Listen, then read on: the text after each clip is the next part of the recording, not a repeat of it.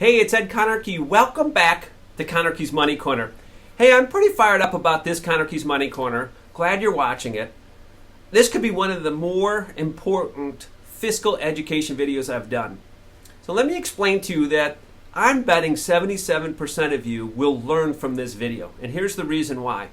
Is that a recent survey was put out that asked respondents if all financial advisors are obligated by law to hold their clients' best interests before their own. 46% of the respondents said yes.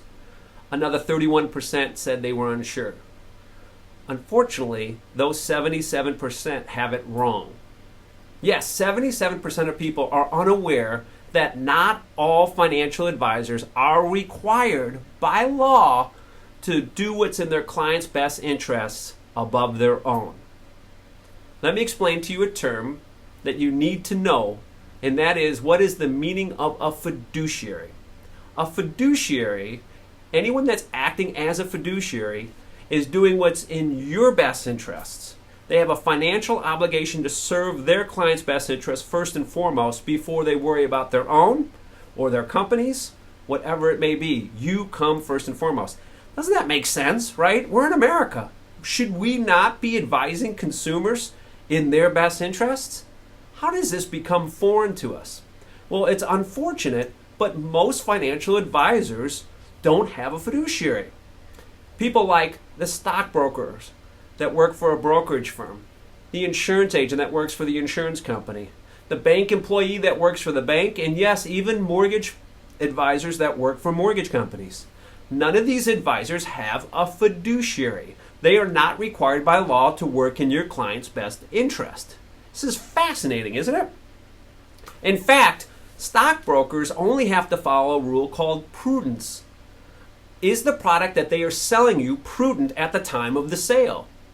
A fiduciary not only has to make sure that the product that they are advising to you is in your best interest, they have to check in with you repeatedly over time to make sure it's still in your best interest. So this became very apparent to me when I heard this. It was an eye-opener to me and why I need to share it with everybody out there. So please share this video so other people hear this. So let's take stockbrokers for an example. And I just grabbed a list of all the top names that you've probably heard before. Fidelity, Charles Schwab, Edward Jones, Ameriprise Financial, Merrill Lynch, Raymond James, Wells Fargo Advisors, just to give you a flavor. Those advisors in the umbrella there are not fiduciaries. They are not working for your best interest.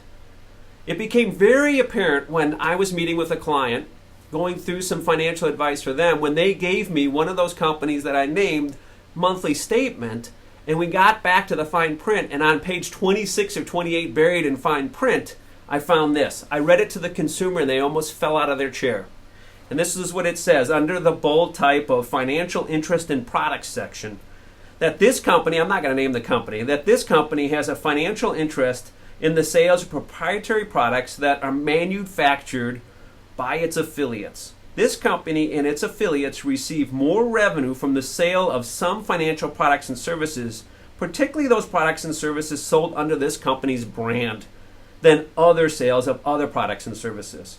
Higher revenue generally results in greater profitability for the firm.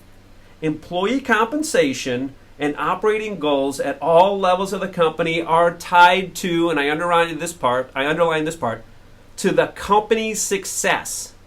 It's not your success. It's not the client's success. It's not what's good for you. It's what's good for the company's success. Management, sales, leaders, and other employees generally spend more of their time and their resources promoting this company's products and services versus others. Amazing. And what was even more amazing, was that when I reviewed this statement for the client, they had 13 or 14 different mutual funds, and every one of them was with this company's brand. There's about 9,300, 9,400 different mutual funds out there in the U.S. today, and every one of them, of the 14, were with this company, right? That doesn't smell, I don't know what does. Because it was in that advisor's best interest, because he makes more, like I just read it to you, to have that mutual fund under their brand. So here's my point. I'm not saying stockbrokers or insurance agents bankers or mortgage people are bad. I'm just having you realize that they do not have a vow to work in your best interest. Now, myself personally, I'm obviously very selfish to this, but I work for your best interest. And here's the reason why. I am not just a mortgage advisor. I'm also a registered investment advisor representative.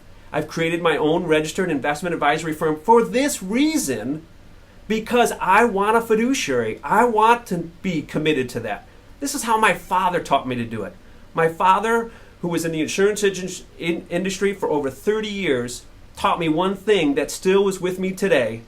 Always do what's right in the client's best interest, even if it means you lose a sale, that you don't make a sale because of that advice. And I carry that promise forward to today. I am definitely a chip off my father's block, and I am proud of that I will never sell a client, and I've done this for 28 years. I have never sold a product to a client that it's not in their best interest. And I have said no to a sale many times where I was losing monetarily on money, but I slept that night because I knew it was right for the client, and that client appreciated it.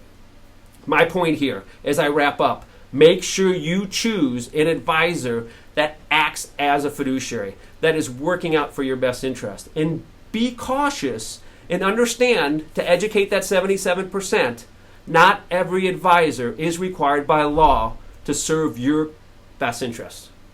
I hope you enjoyed this Conarchy's Corner. Please share this with everybody so we can get this message out, that there is a difference when you work with people that are calling themselves advisors. Hope you enjoyed this Conarchy's Corner. Talk to you next time on Conarchy's Money Corner.